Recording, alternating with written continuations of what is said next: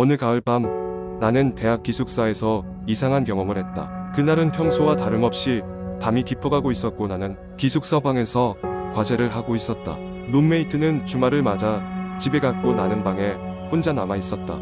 창밖으로 서늘한 바람이 불어와 약간 으스스한 느낌을 주는 날씨였다. 새벽 2시쯤 갑자기 문 밖에서 이상한 소리가 들리기 시작했다. 처음에는 누군가가 장난을 치는 줄 알았다. 그러나 그 소리는 점점 더 뚜렷해졌고 마치 누군가가 복도 저쪽 끝에서부터 서서히 다가오는 발소리 같았다. 확실히 이상한 점은 그 발소리는 규칙적이지 않고 중간중간 멈추기도 하다가 다시 시작되곤 했다는 것이다. 나는 문틈으로 복도를 내다보았지만 아무것도 보이지 않았다. 그러나 발소리는 점점 더 가까워지기만 했다. 두려움이 엄습해왔고 마침내 나는 방에 불을 끄고 침대 아래로 몸을 숨겼다. 그리고 발소리가 우리 방 앞에 멈춰서는 순간 숨소리조차 크게 들릴 만큼 방은 고요했다. 갑자기 방문이 살며시 열리는 소리가 들렸다. 문이 열리자 차가운 공기가 스며들어 오는 것이 느껴졌다. 나는 침대 밑에서 숨을 죽이고 상황을 지켜볼 수밖에 없었다. 잠시 후 누군가가 방 안으로 천천히 걸어 들어오는 소리가 들렸다. 마치 누군가가 맨발로 방 안을 걷고 있는 듯한 느낌이었다. 그 발걸음 소리는 침대 주위를 천천히 돌더니 곧 침대 밑을 향해 멈춰섰다.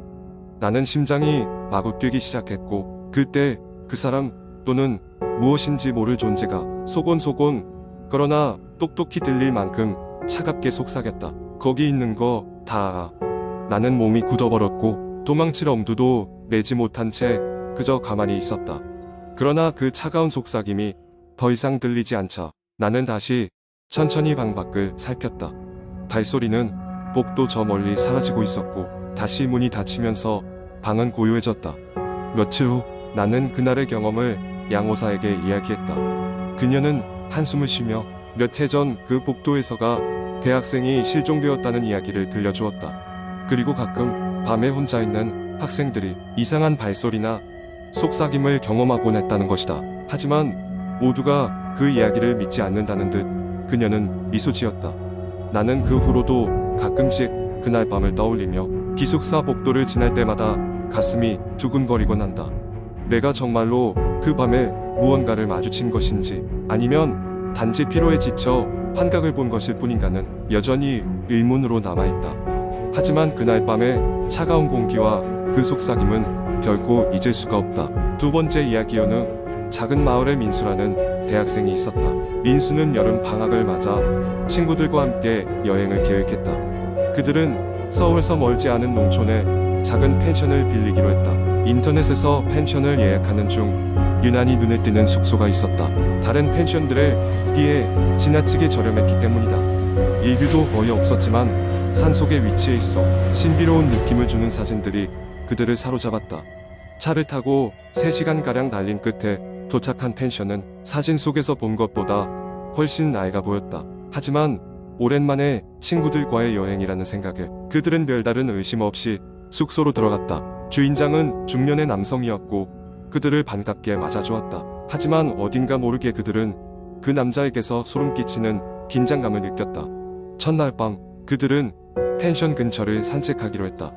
별이 총총하게 박힌 하늘 아래 산책을 즐기던 그들은 숲속에서 길을 잃고 말았다. 나무들 사이로 이상한 기운이 감돌았다. 갑자기 희미한 웃음소리가 들려왔다. 처음에는 자연의 소리라 생각했지만 점점 그 소리가 가까워져 오는 것을 느꼈다. 누군가 그들을 숲속 깊은 곳으로 유도하는 것 같았다.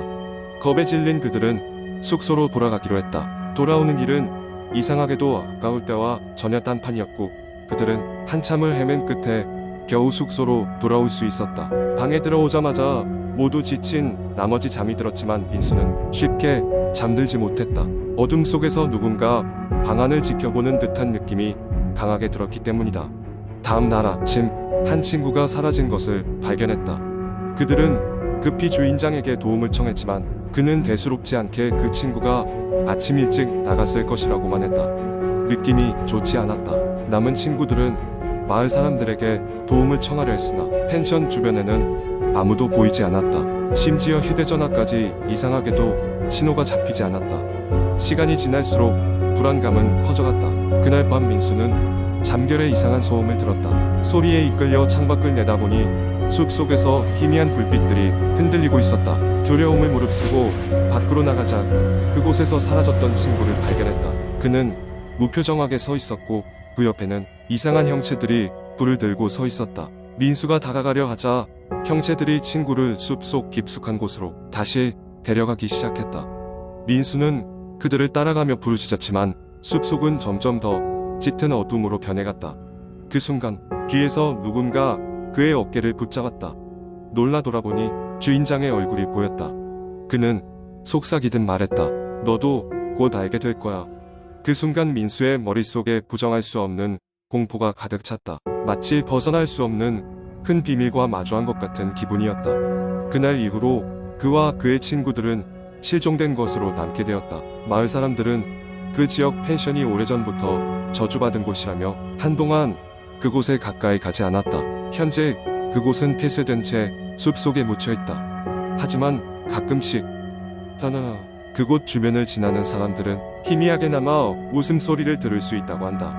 그리고 그 소리를 따라가며 사라져버린 사람들이 있다는 소문은 계속되고 있다. 세 번째 이야기. 여름 방학이 시작된 어느 날 대학생인 민호는 오랜만에 자유로운 시간을 만끽하며 친구들과 함께 캠핑을 가기로 했다.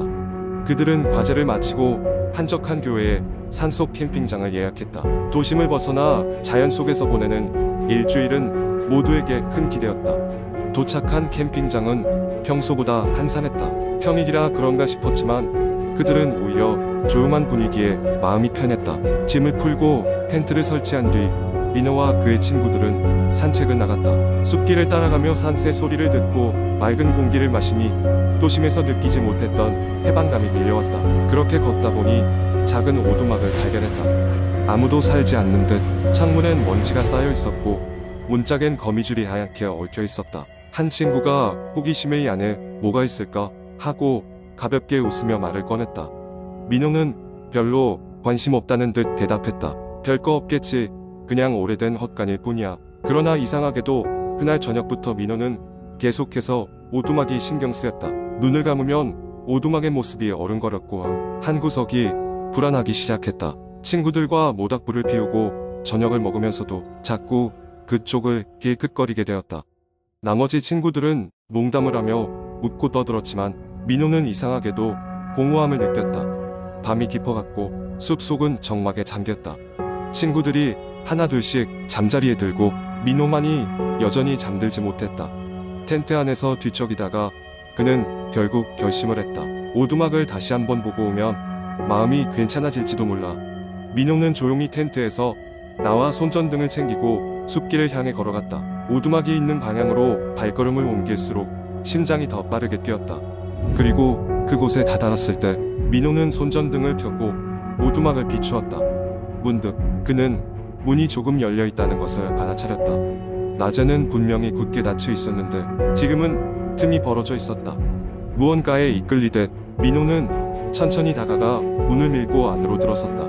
안에는 아무것도 없었다. 텅 빈 공간, 먼지만이 가득했다. 그런데도 민호는 등 뒤로 서늘한 기운이 스며드는 것을 느꼈다. 그러던 찰나 누군가 그의 이름을 부르는 소리가 들렸다. 민호야. 작은 소리였지만 분명히 자신의 이름이었다. 겁에 질린 민호는 손전등을 떨어뜨리고 황급히 밖으로 뛰쳐나와 텐트로 돌아왔다. 텐트에 도착해서야 그는 숨을 고를 수 있었다. 다음 날 아침 민호는 친구들에게 전날 밤의 일을 털어놓았다. 친구들은 그저 농담이라며 한 귀로 듣고 흘렸다. 그러나 그곳을 떠나기 전 몰래 다시 오두막을 찾아갔다. 다시 한번 오두막을 확인해봤지만 이번에는 문이 아예 잠겨 있었다. 알 수 없는 찝찝함을 뒤로한 채 민호와 친구들은 캠핑장을 떠났다. 몇 주 후 민호는 인터넷에서 자신이 갔던 캠핑장에 대한 이야기를 우연히 발견했다. 오두막 주변에서 이상한 소리가 들린다는 글이 자주 올라왔고 심지어 몇몇 사람들은 밤에 오두막 안에서 무언가를 봤다고 했다. 더 무서운 것은 그 오두막이 한때 사람의 왕래가 많았던 휴양시설의 일부였으나 여러 사건 이후로 방치되었다는 것이었다. 민호는 다시는 그 캠핑장에 가지 않겠다고 다짐하면서도 그날 잊지 못했다. 그날 이후로도 그는 가끔씩 누군가 자신의 이름을 부르는 소리를 듣곤 했지만 그 소리가 어디서 오는지 알 수 없었다. 그것은 그의 머릿속에 계속해서 남아 그를 혼란스럽게 했다. 결국 민호는 오두막의 비밀을 풀지 못한 채 그 기억을 마음 한구석에 묻어두고 살아가게 되었다. 하지만 그는 여전히 주위가 조용해지면 누군가 자신의 이름을 부르는 환청에 시달리며 오두막에서 시작된 불안감에서 벗어나지 못했다. 네 번째 이야기. 한국 인터넷 커뮤니티에는 다양한 공포 썰들이 떠돌고 있습니다. 그 중에서 특히 인기를 끌었던 한 이야기를 길게 풀어보겠습니다. 이 이야기는 내가 한창 대학교를 다니던 시절 여름 방학에 겪었던 일이다. 나는 그 당시 친구들과 함께 여름 휴가를 맞아 강원도 깊은 산속에 있는 작은 마을로 여행을 가기로 했다. 그 마을은 오래된 민속촌과 아름다운 자연 경관 덕분에 사람들이 많이 찾는 곳이었다. 우리는 마을 외곽에 있는 작은 펜션을 예약하고 각자의 차를 몰고 그곳으로 향했다. 마을에 도착한 첫날 우리는 근처를 둘러보며 시간을 보냈다. 민속촌을 방문하고 전통 음식을 맛보고 시원한 계곡 물에서 발을 담그며 느긋한 일정을 즐겼다. 그러던 중 마을의 한 노인이 우리에게 다가왔다. 그는 우리가 처음 보는 낯선 사람이었지만 마을에서 꽤나 잘 알려진 인물 같았다. 노인은 우리에게 마을 뒷산에 있는 오래된 폐가에 대한 이야기를 들려주었다. 그 집은 수십 년 전 갑자기 사라진 가족이 살던 곳이라며 이후로 아무도 그 집에 들어가 본 적이 없다는 것이었다. 한밤중 우리는 펜션으로 돌아와 서로 그 폐가에 대한 이야기를 나누다가 갑자기 호기심이 생겼다. 결국 몇몇 친구들이 폐가를 직접 보러 가자는 제안을 했고 나를 포함한 4명의 친구들이 그 제안에 동참하기로 했다. 우리는 손전등과 카메라를 챙기고 늦은 밤 아무도 없는 산길을 따라 그 폐가를 향해 걸었다. 달빛이 희미하게 비치는 산길은 우리의 긴장감을 더욱 고조시켰고 밤 공기는 싸늘하게 피부에 닿았다. 얼마 지나지 않아 우리는 낡고 오래된 폐가에 도착했다. 집은 잡초와 덩굴에 뒤덮여 있었고 창문은 깨지고 문은 반쯤 열린 상태로 나무가 썩어가고 있었다. 손전등 불빛에 의지하며 집 안으로 들어갔다. 내부는 마치 시간이 멈춘 것처럼 어두웠고 가구들은 먼지로 뒤덮여 있었다. 우리는 각자 흩어져서 집안을 둘러보기 시작했다. 몇 분 지나지 않아 함께 간 친구 중 한 명이 갑자기 소리를 질렀다. 우리는 놀라서 그 음성이 들린 쪽으로 달려갔다. 친구는 바닥에 떨어진 오래된 사진 한 장을 들고 있었다. 사진 속에는 우리 포함한 5명의 인물이 있었다. 그 인물들은 우리가 처음 보는 사람들이었다. 그 사진이 이곳에 있을 리가 없다고 생각하며 불안해지기 시작했다. 그때 갑자기 집안의 분위기가 서늘해졌고 아무도 있지 않은 방에서 문이 삐걱거리는 소리가 들리기 시작했다. 우리 모두 공포에 질려 급히 집 밖으로 뛰쳐나왔다. 집을 벗어나자마자 사라진 바람의 소리와 정적이 우리 주변을 감쌌다. 우리는 거친 숨을 내쉬며 언덕 아래로 전속력으로 달렸다. 이후 펜션에 돌아온 우리는 아무 말도 하지 않은 채 서로의 얼굴만 바라보았다. 그 사건 이후로 우리는 더 이상 그 이야기를 꺼내지 않았다. 여름이 지나고 학교가 시작되었을 때도 그때의 일은 마치 악몽처럼 우리의 기억 속에 남아있을 뿐이었다. 이후 우리 중 누구도 그 마을에 다시 가지 않았다. 지금도 가끔 그날을 생각하면 오싹한 느낌이 든다. 우리가 봤던 그것이 단순히 상상이나 우연이었을 수도 있겠지만 그 사진 속에 담긴 수수께끼는 여전히 풀리지 않은 채 남아있다. 우리 각자는 그날의 기억을 마음 한구석에 묻어두고 살아가고 있지만 확실한 것은 그날 밤 그 폐가에서 무언가 미지의 존재가 우리를 지켜보고 있었다는 것이다.